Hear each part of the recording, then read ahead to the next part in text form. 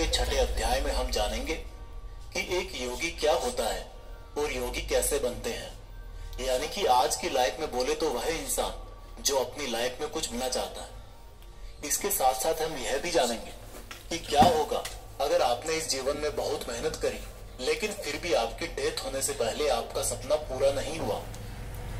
श्री कृष्ण बोले, केवल अपने सांसारिक कर्मों को त्यागने वाला ही योगी नहीं होता, बल्कि जो व्यक्ति करने योग्य सब काम को करता हुआ उनके फल का लालच नहीं करता, वही असली योगी कहलाता है। जो व्यक्ति अपने मन को जीत लेता है तो उसके लिए इस संसार में और कुछ भी जीतना जरूरी नहीं होता, और जिसका मन इधर उधर भटकता रहता है उसके लिए इस संसार में कुछ भी पाना आसान नहीं होता, क्योंकि हमारा गुलाम मन हमारा मित्र होता है, और अगर हम उसके गुलाम बन जाते हैं तो वो हमारा सबसे बड़ा शत्रु बन जाता है। जो व्यक्ति अपने मन के और संसार के किसी भी विचार, वासना या वस्तु से मोहित नहीं होता, और जो मित्र, दुश्मन, महात्मा, पापी, जीव जंतु आदि के प्रति समान दया भाव रखता है, वही योगी की असली निशानी होती है अर्जुन।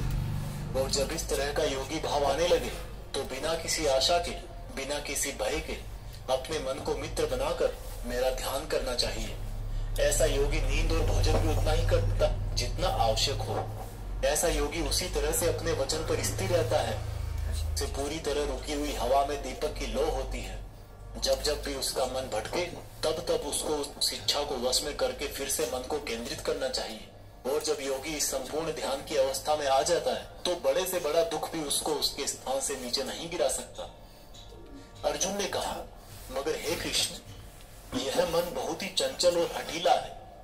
इसको एक जगह पर रोकना हवा को एक जगह पर रोकने की तरह बहुत मुश्किल है।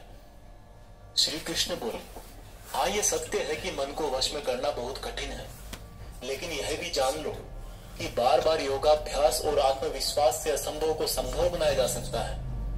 अर्जुन ने फिर पूछा कि हे कृष्ण, अगर कोई योगी इस तरह से ध्यान केंद्रित करके योग करे, लेकिन अगर अंतिम समय में किसी कारणवश उसका मन भागने लगे तो क्या उसकी पूरी मेहनत शून्य हो जाएगी? श्री कृष्ण बोले, नहीं अर्जुन, निरंतर परमात्मा की तरफ बढ़ना हर आत्मा का अधिकार है।